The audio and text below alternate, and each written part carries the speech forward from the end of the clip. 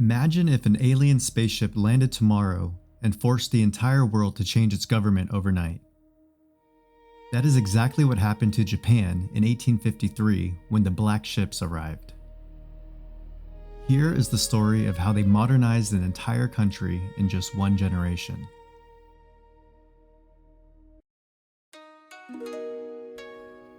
In Tokugawa Japan, power and inequality take shape inside homes as well as the court. In a merchant family's house in Osaka, the household head is away in Edo, fulfilling alternate attendance duties, where the daimyo were politically obligated to alternate their residence between their domain and Edo according to a strict schedule. His wife, daughter-in-law, and concubine manage the shop. They track profits, navigate samurai credit accounts, and enforce sumptuary laws. Their daily work shows how women in merchant families acted as economic agents within a patriarchy that valued male lineage.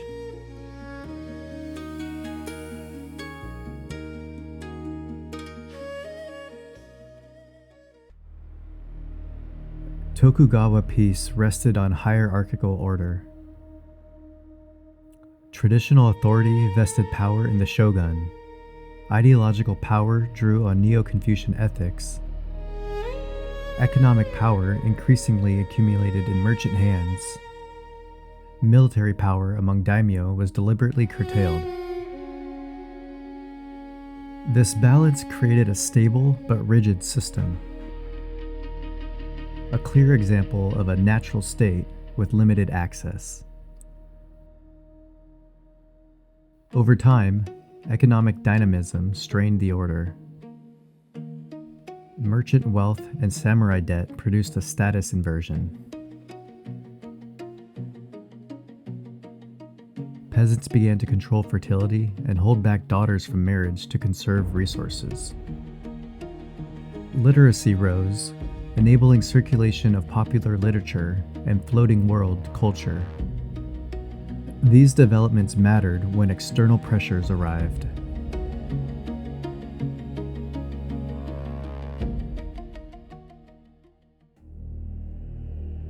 When Commodore Matthew Perry's Black Ships appeared in 1853, Japan's leaders faced a crisis: open the country and risk colonization, or resist and faced overwhelming firepower. Anti-Bakufu activists rallied around the slogan, Sonu Jooi, meaning revere the emperor, expel the barbarians, blending xenophobia with concern for national sovereignty. The Meiji Restoration abolished Tokugawa House and reorganized Japan.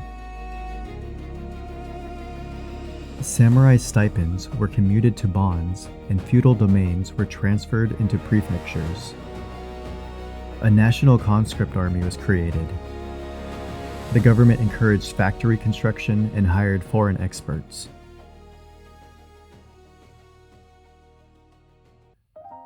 Meiji-era feminism emerged amid these transformations.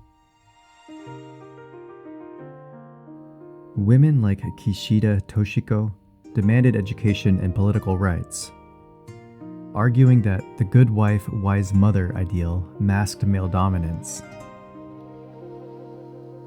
The 1898 Civil Code codified patriarchal norms. Women needed their husband's consent to own property. Household heads controlled family members' residence. At the same time, education for girls expanded, and women entered textile mills, enduring harsh conditions. The separation of home and work deepened gender roles, but also created spaces for female solidarity. A young mill worker in Nagoya, writing secretly to a friend about poor wages and long hours, and drawing inspiration from Kishida's speeches, stands at the intersection of global debates on gender and labor.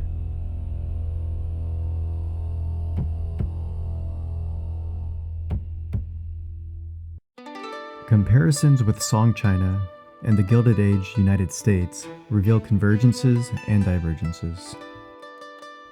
Japan's modernization was top-down and state-led, guided by Meiji oligarchs who read Western texts but also leveraged existing infrastructures. The United States expanded private power through corporate law.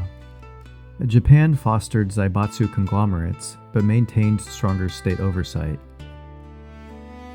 Where Song China's economic dynamism clashed with military weakness, Meiji Japan built a modern army and navy. In gender terms, both Song China and Tokugawa Japan constrained women through ideology. But in Japan, modernization created new roles that women contested directly.